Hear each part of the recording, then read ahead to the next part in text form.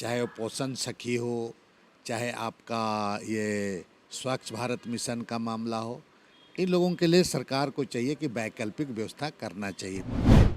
कि थोड़ा इन तमाम चीज़ों में थोड़ा नीतिगत निर्णय लेने में समय लगता है, लेकिन सरकार से हम लगातार, जैसे सहायक पुलिस का मामला है, हम सरकार से लगातार मैंने संपर्क में हैं और हमको लगता है कुछ ना कुछ रास्ता इसमें निकलेगा। मैं उनकी बातों को, चाहे स्वच्छ भारत मिशन की बात कहें, चाहे सखी पोषण की बात कहें, सहायक पुलिस की बात, ये लगातार इन चीज़ों को मैं संबंधित विभाग के मंत्री पदाधिकारी से बात कर रहा हूँ। अब निर्णय सरकार को लेना है। लोगों को ऐसे भी पता है, कुछ लोगों का, हम लोगों का, हमारे पास भी रिपोर्ट आ रहा है, इन लोगों को पूरा बेनकाब किया जाएगा।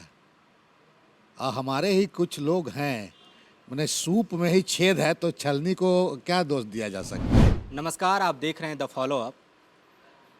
रांची के नवीन सरना कॉलेज छात्रावास में कल तोड़फोड़ हुई और तोड़फोड़ काफ़ी भीषण थी। वहाँ के छात्रों से हमने बातचीत की और उनका कहना था कि 200-250 की संख्या में लोग आए और 15 मिनट में तोड़फोड़ कर चले गए। मांडर विधायक बंधु तिर्की वहाँ पर पहुँचे थे, उन्होंने छात्रों से बातचीत की है। उनका घटना पर क्या आकलन है, ये जानना चाहेंगे। देखिए, सूचना ऐसे हमको कल ही मिला था। आज मैं घटना स्थल पर गया, देख के काफ़ी मर्माहत हूँ कि विभिन्न जिलों से गरीब आदिवासी छात्र वहाँ पर आते हैं, चावल लेकर के आते हैं, माँ बाप बहुत मुश्किल से उनको खर्चा देता है, वहाँ पर वो लोग अपना पढ़ाई लिखाई करते हैं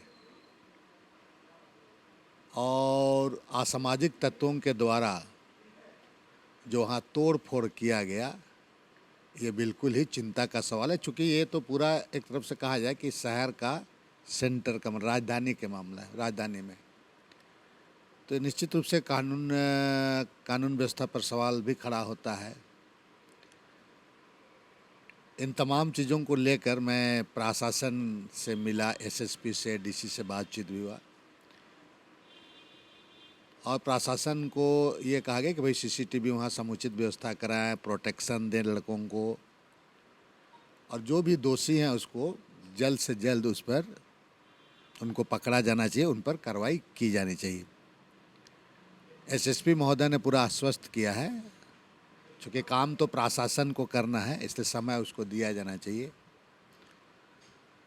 दूसरी बात है कि जो सुखदेव नगर जो थाना प्रभारी है, उसका काम करने का तरीका, जो स्थिति वहाँ लोगों के द्वारा बताया गया, मैंने इस घटना में तो निश्चित रूप से उनका लापरवाही है, इसलिए उसको अविलंब सुखदेव नगर से हटा देना चाहिए। ये बहुत बड़ा, अगर किसी तरह का मिसहैपनिंग होता, जिस तरह से वहाँ लोगों के साथ मारपीट किया गया है, सारा उनका खाना बनाने वाला बर्तन को कुआं में डाल दिया गया, तोड़फोड़ किया गया और जब थाना प्रभारी को सूचना देने के बाद भी तत्काल संज्ञान में नहीं लेना, लोगों में जिस तरह से आक्रोशित है, वहाँ के बच्चों में आक्रोश है, तो इस परिस्थिति में ये सरकार को इससे बदनामी होती है। तो इसलिए हमने एसएसपी से कहा है कि थाना प्रभारी को अविलंब वहाँ से हटाइए। एक अहम सवाल जो है बंधु जी कि और तीसरी बात है कि जो तोड़ फोड़ हुआ है वहाँ पर, तो जितना क्षति हुआ उसका उपायुक्त से भी हमने बात की। उपायुक्त ने मुझे एकदम बिल्कुल आश्वस्त किए हैं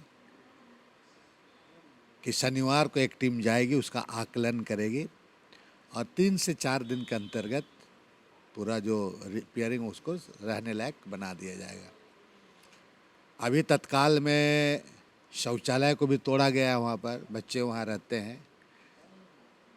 मैंने नगर निगम के प्रशासक से बात किया कि जो चलंत शौचालय है, ये शौचालय भी वहाँ भेज दिया जाए। तब है कि ये मामला बहुत गंभीर है और ये एक तरफ से कहा जाए कि हम जनप्रतिनिधि हो, चाहे जो सामाजिक कार्य करता है, जो लोग हैं, संगठन चलाते हैं, उनके लिए एक बहुत बड़ी चुनौती है कि इस तरह शहर में आकर, मैंने पर्टिकुलर आदिवासी बच्चे जहाँ रहते हैं, वो ज़मीन का कब्जा करने का नीयत से लोग वहाँ आए थे, जबकि वो 77 से हॉस्टल चल रहा है। फर्जी तरीके से उसको ज़मीन ब्रोकर, और इसमें हमारे अपने ही लोग, अपने ही कम्युनिटी के लोग भी शामिल हैं, ये भी है। तो खैर जो भी समाज के क्यों नहीं हो, पकड़ा जाना चाहिए और उनको कड़ी से कड़ी ऐसे लोगों पर कार्रवाई की जानी चाहिए।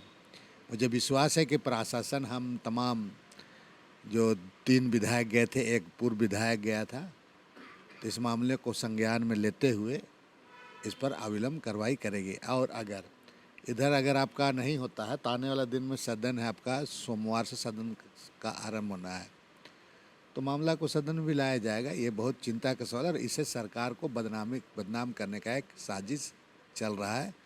इसमें विरोधी पक्ष को, विपक्ष को एक अवसर मिल जाएगा और ये बिल्कुल सुनियोजित तरीके से इस तरह का घटना को लोगों के द्वारा अंजाम दिया जा रहा है। जैसे कि आपने कहा सुनियोजित, दिन की और कानून व्यवस्था की बात की, वहाँ पे छात्र ये कह रहे थे कि 250-300 लोग थे, हरवे हथियार के साथ थे, तो जाहिर सी बात है बहुत दूर से चलकर आए नहीं होंगे। उन्होंने कहा कि 15 मिनट में सारा कुछ हो गया, हमें समझने का मौका नहीं मिला, हम वीडियो बना रहे थे, हमारे फ़ोन्स छीन लिए गए। तो 250-300 लोग बहुत दूर से आए नहीं होंगे, तुरंत तितर बितर हो गए।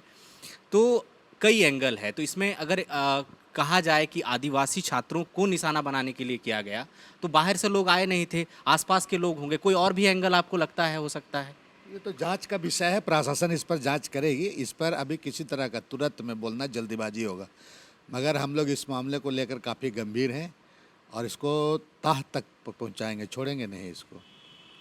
हम लोगों को ऐसे भी पता है, कुछ लोगों का, हम लोगों का, हमारे पास भी रिपोर्ट आ रहा है, इन लोगों को पूरा बेनकाब किया जाएगा। और हमारे ही कुछ लोग हैं, मैंने सूप में ही छेद है तो छलनी को क्या दोष दिया जा सकता है, समझ रहे ना? हम सब किन किन लोगों के बारे में? अभी सब चीज़ों को नहीं बोला जा सकता है, जांच होने दीजिए। हमने कहा ना कि सूप ही छेद है तो छलनी को, जो छलनी है उसको आप कैसे आप उसको दोष दीजिएगा?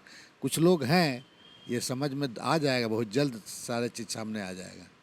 एक बात आपके बारे में मशहूर है कि बंधु जो हैं वो पॉलिटिकली करेक्ट नहीं है, जो हैं बेबाकी से बोलते हैं, सरकार में हों, सरकार के अपोजिट बैठे हों सदन में।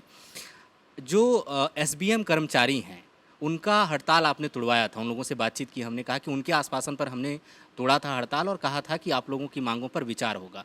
अभी 31 मार्च को दोबारा उनका जो अनुबंध है वो ख़त्म होने जा रहा है, 3 ही महीने का एक्सटेंशन मिला था। देखिए, मैं सरकार के विभागीय मंत्री आदरणीय मिथिलेश ठाकुर जी को भी इस बात को कहा है, सरकार तक इस बात को भी मैंने पहुंचा दिया है और सरकार भी इस पर, जब योजना भारत सरकार की है तो सरकार, भारत सरकार के द्वारा जब राशि देना बंद कर दिया, लेकिन चाहे वो पोषण सखी हो, चाहे आपका ये स्वच्छ भारत मिशन का मामला हो, इन लोगों के लिए सरकार को चाहिए कि वैकल्पिक व्यवस्था करना चाहिए।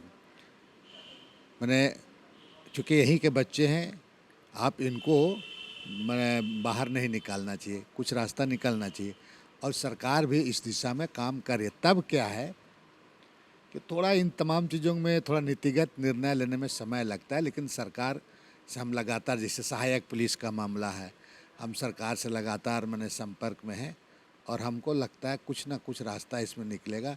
मैं उनकी बातों को, चाहे स्वच्छ भारत मिशन की बात कहें, चाहे सखी पोषण की बात कहें, सहायक पुलिस की बात, ये लगातार इन चीज़ों को मैं संबंधित विभाग के मंत्री पदाधिकारी से बात कर रहा हूँ। अब निर्णय सरकार को लेना है और हमको लगता है, उम्मीद किया जा सकता है रास्ता निकलेगा। पंचायत सचिव अभ्यर्थी मुख्यमंत्री से मिल चुके हैं, आपसे कई बार मिल चुके हैं, आप गए भी हैं वहाँ पर, हर बार उनको कहा गया कि सकारात्मक कदम उठाया जाएगा। आंदोलन के लगभग 55 से 60 दिन होने चले हैं, कुछ निकलेगा उन लोगों का समाधान कब तक रहा? पंचायत सचिव के साथ भी मैं हूँ, क्योंकि बिल्कुल उनका डिमांड एकदम बिल्कुल सही है, तब सरकार को निर्णय लेना चाहिए। 95-98% यहाँ के लोग हैं, तो सरकार को उस पर निर्णय लेना चाहिए। मैं तो इस पर बार बार कह रहा हूँ, निर्णय लेना चाहिए इसमें। कश्मीर फाइल्स को लेकर बहुत चर्चा है, बीजेपी जोर शोर से इसका प्रचार कर रही है, कांग्रेस कर रही है, प्रोपेगेंडा है। इसी तमाम उहापोह के बीच जो है, छत्तीसगढ़ के मुख्यमंत्री भूपेश बघेल अपने तमाम मंत्रियों और विधायकों के साथ फिल्म देखने पहुंचे। झारखंड में कब कांग्रेस के नेता विधायक लोग जा रहे हैं फिल्म देखने, क्योंकि देख के ही किसी बारे में राय बनानी चाहिए? देखिए, ये तमाम चीज़ें अगर कही जाए तो 2024 के लिए ये प्रोपेगेंडा है। भारतीय जनता पार्टी मैंने 365 दिन चुनावी मूड में रहती है और ये आपका 2024 के लिए एक तरफ से प्रोपेगेंडा के यह बता रहे हैं हम फिजूल की बातें जो जिन चीज़ों को लेकर के फिल्म बनाया गया और मुख्यमंत्री द्वारा उस फिल्म का रिलीज किया जाना है, प्रधानमंत्री के द्वारा उस फिल्म का रिलीज किया जाना, आज तक देश में कोई प्रधानमंत्री कोई मूवी का रिलीज किया हुआ सुने होंगे? हम तो नहीं सुने हैं, पता नहीं आप अगर सुने होंगे तो ये पॉलिटिकल और एक तरफ से कांग्रेस को ये बदनाम करने का इनका एक बहुत बड़ा षड्यंत्र है। इतना हिम्मत है तो झारखंड में आके बड़ी बड़ी बात करती है, वो सरना कोड कर दे, झारखंड मूवमेंट का फाइल्स करा देना चाहिए इनको।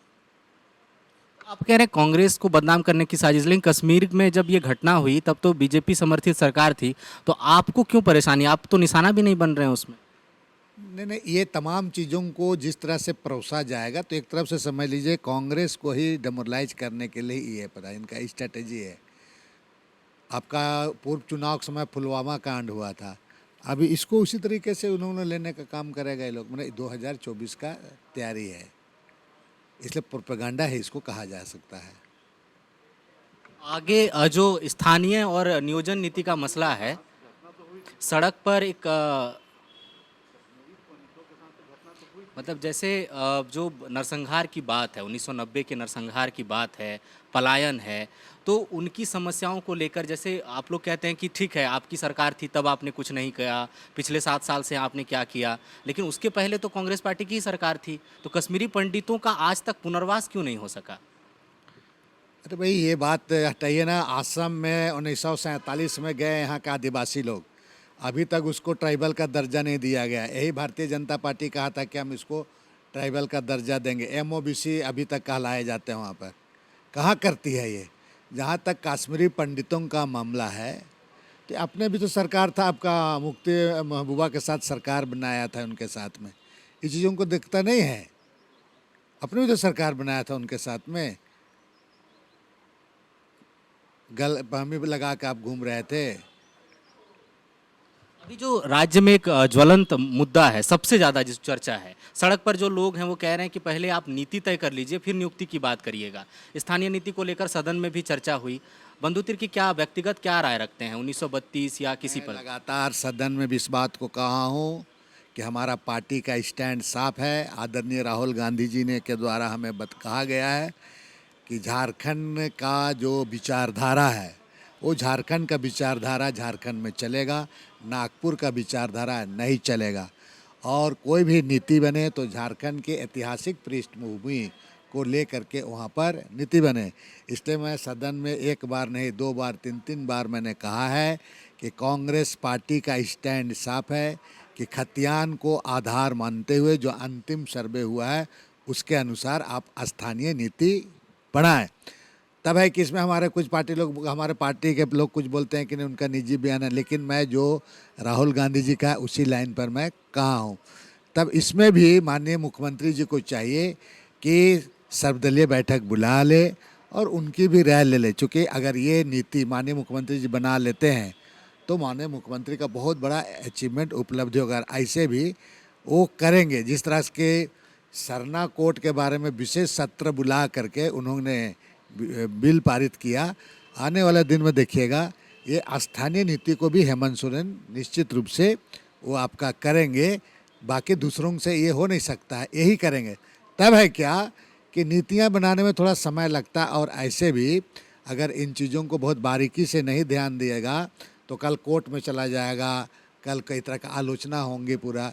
इसलिए मैं भी इस पर सलाह दिया, सुझाव दिया है कि आप सर्वदलीय बैठक बुला के उनकी बातों को भी रखें और अब विलम्ब नहीं करना चाहिए। किसी भी हालात में एकदम जल्द से जल्द इस नीति को परिभाषित कर दिया जाना चाहिए, हर हालत में जल्दी से जल्दी। अब बहुत ज़्यादा समय इसमें नहीं लेना चाहिए। तो बंधु तिर्की का मानना है कि स्थानीय नीति जितनी जल्दी लागू हो जाती है सरकार के लिए, सरकार में जो शामिल है उन पार्टियों के लिए अच्छा रहेगा। जो नवीन छात्रावास का मसला है उसको लेकर बंधु तिर्की ने उपायुक्त से बातचीत की है, ACP से ये मुलाकात कर चुके हैं और ये आश्वासन दिया है कि जल्द ही छात्रों के वहाँ रहने का जो तत्काल व्यवस्था है वो हो जाए। फिलहाल हमें इजाज़त दीजिए। सहयोगी अमित के साथ मैं सूरज, द फॉलो अप, रांची। तुमने तैयारी कहाँ से की? LIBM से। मैंने अपना सिलेक्शन RRB PO 2022 को प्रथमा बैंक में लिया है। मेरा सिलेक्शन IBPS PO में हुआ है। मुझे इलाहाबाद बैंक मिला है। मेरा सिलेक्शन RRB PO में आर्यवर्त बैंक उत्तर प्रदेश में हुआ है। मैंने RRB PO 2022 में सिलेक्शन लिया है यूपी लखनऊ में। सारे कोविड के गाइडलाइन को फॉलो करते हुए हम लोग अभी क्लासेस करेंगे और आप जो सपना देख रहे हैं उस सपने को हम दोनों मिलकर पूरा करेंगे। झारखंड का नंबर 1 एकमात्र संस्थान NIPS। TheFollowUp.in. Like, share and subscribe. www.thefollowup.in